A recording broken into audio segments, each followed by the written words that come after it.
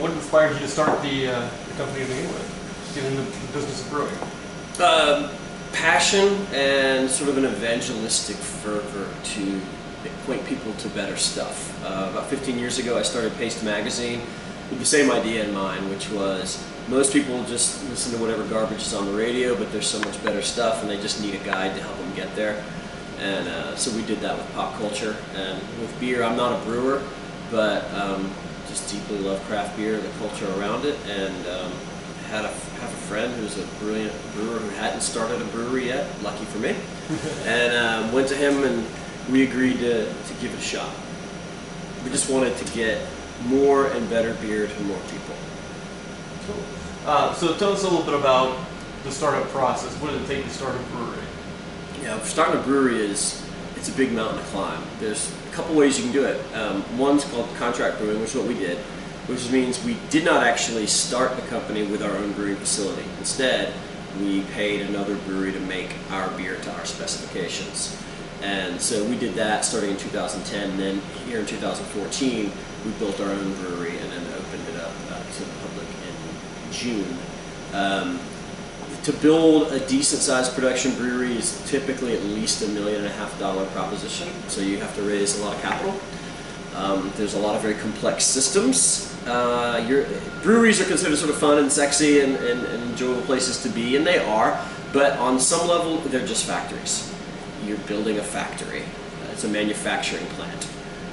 It's one where people come and want to see, but it's still, at the end of the day, it's a manufacturing plant, so you have a lot of the types of concerns that would come along with that. So, to get a business plan together, to get investors, capital, finding equipment that's appropriate for what you want to do at an affordable price, it's all very, it's a huge, gigantic mountain.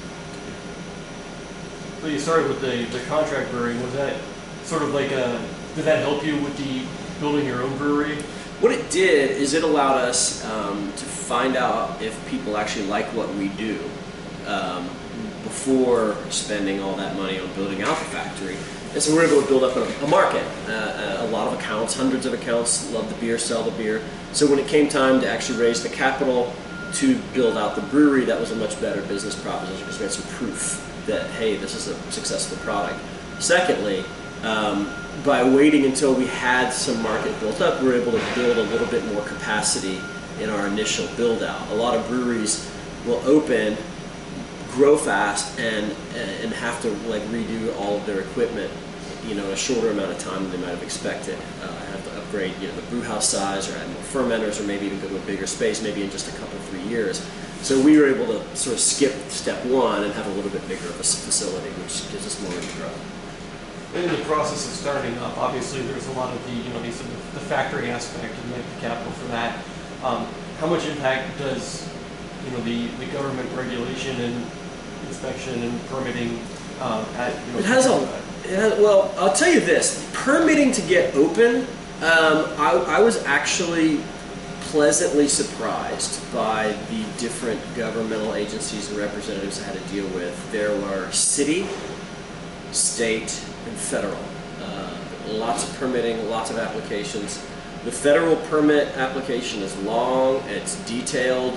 You have to have a lot of things in place before you can even apply. So there's this sort of necessary waiting period that's built in.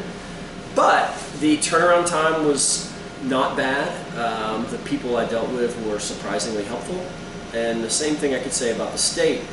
The funny thing is I think they realize that we craft brewers generate a lot of tax revenue. Not just sales tax, but excise tax. There's a whole separate line of taxation that applies to us. These days, governments are not exactly awash in extra funds, and so I think that there's started to be some recognition that, hey, maybe we don't want to be a burr in these guys' saddles. And so getting up and running from a permitting process, while more onerous probably than I would like it to be, it's not outrageous, and people were generally helpful. Now that said, once you're open, there's some additional regulations, particularly here in Georgia, that are not helpful. There was an interview with one of the representatives of the National Craft Brewers Association on a major media network this week, and unprompted, when he was asked what are the toughest states for craft brewers, he said Georgia and Connecticut, like first. and then he came back to Georgia again later in the discussion. And the challenges for craft brewers in Georgia are oriented around the fact that you cannot buy beer at our breweries. We're one of 5 states where that's true. In beer, there's this thing called the 3-tier system. 3-tier means you're either a manufacturer, wholesaler, or distributor, a retailer. And you kind of have to be in one of those 3 tiers, and we as a manufacturer can only sell to our distributor, and then our distributor sells to the retailer. There's some protections that system brings that allow access to the market for little breweries like us, so we support the 3-tier system and don't want it to go away. We don't want to distribute our beer directly. We don't want to run trucks to send kegs down the street to the restaurant or drive cases over to Kroger. We don't want to do any of that stuff. That's a different business. What we do want, though, is the ability to sell a little bit of beer if you come and visit our actual brewery. And that's illegal in 45 out of 50 states, and it's a huge economic benefit. It also generates tourism, generates new demand that eventually gets passed down to the distributors, and it's good for everybody in the value chain. The only other states where it's illegal are not typically a list of states that, quote, pro-business Georgia wants to be listed with. West Virginia, North Dakota, Mississippi, and then oddly Hawaii. And so we're known around the country as this weird state where you can't buy beer from the people that make it. You know, and as a guy that's creating manufacturing jobs and helping, you know, generate real economic activity, you know, we wish we could do that.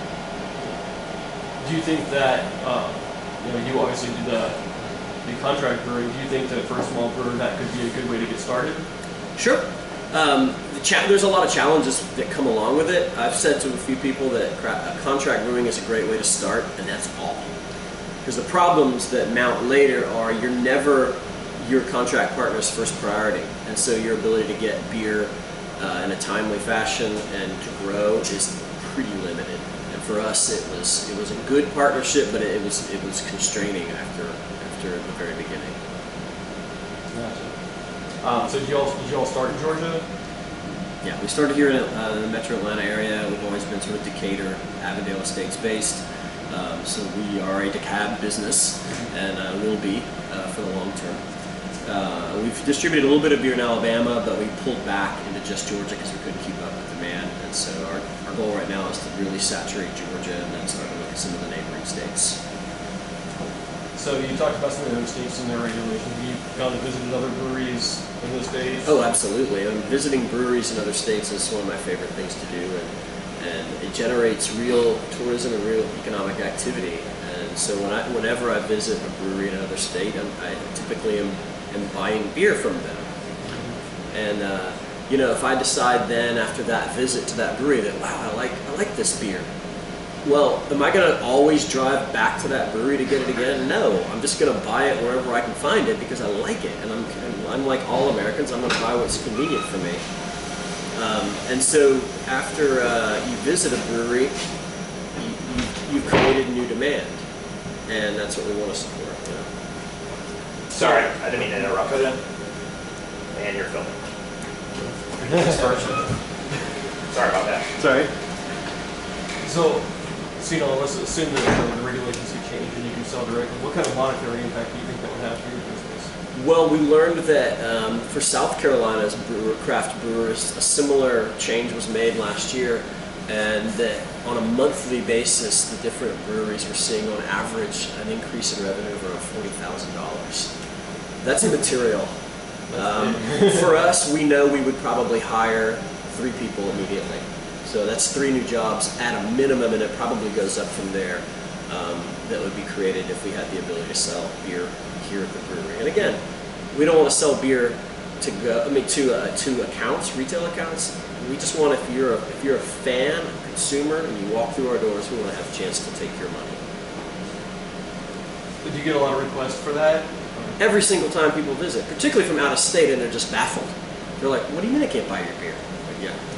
I don't really have a good explanation for you. So yeah, we get asked about that continually, and people are confused.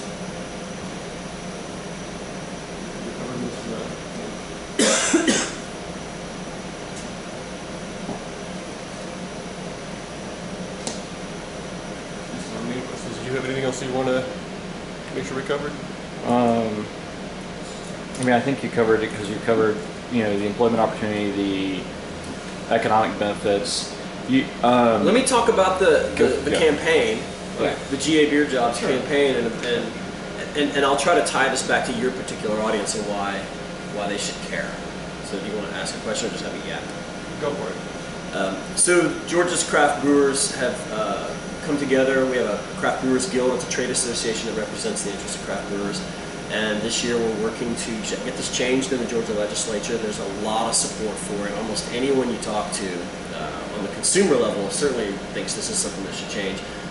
Individuals within the government all seem to agree that it should change, but there's some political complications there. And so we're trying to let legislators know that the craft beer fans want to see this change. And so we set up a website at gabeerjobs.com for people to sign up and show their support. And then during the upcoming legislative session, there'll probably be an opportunity that we'll email those names that have signed up to support us at gabeerjobs.com.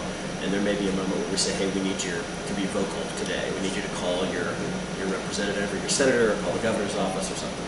So we're wanting to show that this is not just a bunch of small little companies that don't matter, but actually we represent thousands and thousands of customers that want to support Georgia craft beer. And at the end of the day, this is an economic freedom issue. This is a right to just run our businesses, and we're not asking for any special treatment. Georgia wineries are able to sell their wine at the winery. Georgia brewers are not.